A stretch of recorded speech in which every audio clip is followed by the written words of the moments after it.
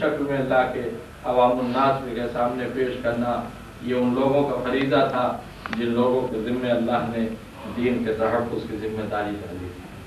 اور اب اسی ذمہ داری کے تحت حسین مظلوم نے مدینہ چھوڑا۔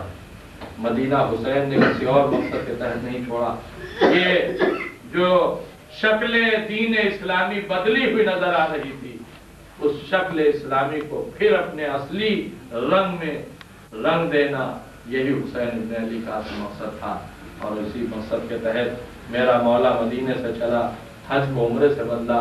مکے سے 8 ذی الحجہ کو نکلے، 2 محرم کو کربلا پہنچے، 4 محرم آج کی تاریخ وہ تاریخ ہے جس دن شمر ملعون 4000 سپاہیوں کے ساتھ سرزمین کربلا پر وارد ہوا، اور ابن زیاد کا یہ حکم لے کر آیا کہ فرات کے کنارے سے حسین کے خیمے ہٹا دیے جائیں۔ میں شاید پچھلی کسی مجلس میں پڑھ چکا ہوں کہ یہ وہ منظر تھی جب عباس کو جلال آیا کہ میرے رہتے اور میری زندگی میں اور میری موجودگی میں آقا کے خیمے فرات کے کنارے سے ہٹا دیے جائیں، یہ بالکل ناممکن ہے۔ ہاں، تم میں سے اگر کوئی زندگی سے سیر ہو چکا ہو تو آگے بڑھے اور ان خیموں کو ہاتھ لگائے۔ بس یہ آواز عباس کی جو ترائی میں گونجی تو زینب کے خیمے تک پہنچی، اور جب زینب کے خیمے تک پہنچی تو امام حسین علیہ السلام کو زینب نے بلا کر یہ خواہش ظاہر کی، بھیا آپ عباس کو روکیں ورنہ جنگ میں ابتدا نہ ہو جائے، کہیں جنگ شروع نہ ہو جائے۔ اور حسین نے یہ کہہ کے زینب کو تسلی دی کہ بہن عباس رکیں گے، مگر میں کیا کروں، مجھے روکنے میں شرم آ رہی ہے، اس لیے کہ اب تک بہت سے موقعوں پر میں نے عباس کو تلوار چلانے سے روکا ہے، اب تو مجھے خود کہنے میں جھجک محسوس ہو رہی ہے، مجھے خود کہنے میں شرم محسوس ہو رہی ہے۔ اللہ اللہ، کتنا اعتماد تھا بہن کو اپنے بھائی کے اوپر۔ کہتی ہیں اچھا بھیا آپ نہ کہیے، لیکن میرا ایک پیغام تو عباس تک پہنچا دیجئے، جا کے عباس سے اتنا کہہ دیجئے کہ تمہیں زینب بلا رہی،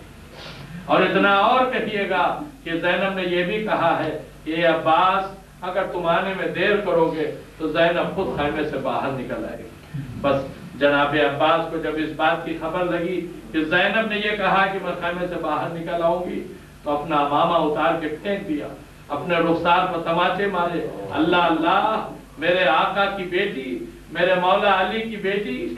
فضہ نے کہا یہ علی کی بیٹی حسین کی بہن زینب ہے۔ بس ملعون کو جیسے یہ پتا چلا کہ یہ زینب ہے، ایک ایسا بیچا میری شہزادی کے سر پر مارا کہ میری شہزادی وہیں تڑپ کر جاں بحق ہو گئی۔ امام زین العابدین علیہ السلام نے فضہ کی مدد سے جناب زینب کو وہیں دفن کیا۔ یزید نے امام کو مدینے واپس کر دیا، مگر اب فضہ کا عالم کیا ہے، ہاتھوں کو جوڑ کر امام سے کہتی مولا آپ مدینے واپس جائیے، میں اپنی شہزادی کی قبر کی مجاورہ بن کے یہی رہوں، اب ساری زندگی یہیں بیٹھ کر رہوں گی، اگر کوئی ادھر سے گزرے گا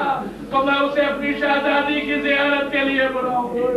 زینب کے قبر پر اب فضہ کا دستور یہ ہے کہ صبح سے شام تک روتی رہتی ہے، بس ارباب حضرت 2 منٹ کی زحمت اور مجلس تمام، ہفتے میں بس ایک دن فضہ بازار آتی ہے کچھ کھانے پینے کا سامان خریدنے کے لیے۔ روایت کہتی ہے ایک روز جو فضہ بازار میں آئی تو کیا دیکھا، مکانوں پر سیاہ جھنڈے لگے ہوئے، بہت سیاہ جھنڈوں کو دیکھ کر فضہ کا دل تھا گیا، کسی سے بڑھ کر پوچھا یہ سیاہ جھنڈے کیوں لگے ہوئے ہیں؟ کہا تمہیں نہیں معلوم؟ ارے سید سجاد کی شہادت ہو گئی، علی ابن الحسین مارے گئے، میں اتنا سننا تھا فضہ تڑپی، ایک مرتبہ سر کو آسمان کی طرف بلند کیا، اے میرے پروردگار، ارے اس ضعیفہ کا بھی کتنا امتحان اور باقی ہے، ارے ان آنکھوں نے کیا کیا منظر نہیں دیکھے، رسول کو زہر کے اثر سے مرتے دیکھا، علی کے سر پر ضربت پڑتے دیکھی، فاطمہ کا پہلو شکستہ ہوتے دیکھا، حسن کے کلیجے کے 72 ٹکڑے دیکھے، حسین سے مدینہ چھٹتے دیکھا، 3 دن کا اسے بھوکا اور پیاسا دیکھا، عالم ابتعاد میں گلے پر چلتا خنجر دیکھا، نو کے نیزہ پر بلند سر دیکھا، لاٹ پر دوڑتے گھوڑے دیکھے، بیویوں کے سروں سے چھنتی چادریں دیکھی، سیدانیوں کے اوٹ پر پڑتے تازیانے دیکھے، قید خانے میں سکینہ کو مرتے دیکھا، زینب کے سر پر پڑتا بچہ دیکھا،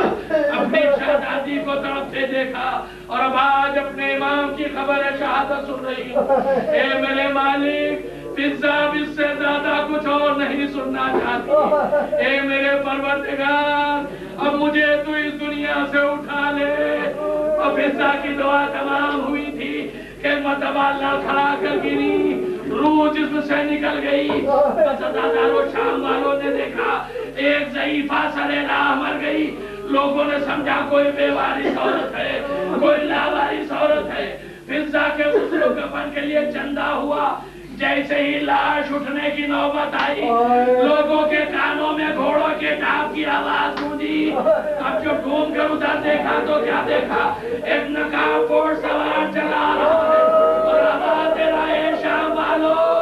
ارے اس ضعیفہ کو لاوارث نہ کہنا، اس کا وارث ابھی میں زندہ ہوں، اس کی میت بھی میں اٹھواؤں گا، اس کا غسل و کفن کا اہتمام بھی میں کروں گا۔ آنے والے نے لاشا اٹھوایا، غسل و کفن دیا گیا فضہ کو، زینب کے پائے تھی فضہ دفن ہو گئی، اور جب دفن ہو گئی فضہ تو وہ غسالہ جس نے فضہ کو غسل دیا تھا، آنے والے سوار نے اسے کچھ رقم دی، کہا یہ رکھ لے، غسل و کفن کی اجرت تو حرام ہے، مگر تو غریب عورت ہے، میں تجھے بطور مدد کی رقم دے رہا ہوں، اسے قبول کر لے۔ اس غسالہ نے اس رقم کو قبول کیا، ابھی 2 ہی قدم چلی تھی کہ سوار نے پھر پکارا، اے ضعیفہ ذرا ادھر آ، اور اس کے بعد ایک رقم اور حوالے کی، کہا یہ بھی لے لے، بھائی اس نے ہاتھوں کو جوڑ دیا، اے آنے والے، پہلی رقم بطور امداد تو اس لیے دی کہ میں نے اس ضعیفہ کو غسل و کفن دیا، مگر یہ دوسری رقم کس لیے دے رہے ہیں؟ ایک مرتبہ سوار نے آواز دی، اے غسالہ شاید تو نے مجھے نہیں پہچانا، اچھا تو میں خود بتاتا ہوں، اسی شام کے قید خانے میں کچھ دن پہلے قافلہ قیدی بنا تھا، اسی قافلے میں ایک ننھی سی بچی مر گئی تھی، ارے تو نے اس بچی کو بھی غسل و کفن دیا تھا، مگر اس وقت ہم قیدی تھے، تیری کوئی مدد نہیں کر سکے، اس لیے ہم تیری مدد کر رہے ہیں۔ بس غسالہ طرف گئی، آنے والے ذرا چہرے سے نقاب الٹ دے،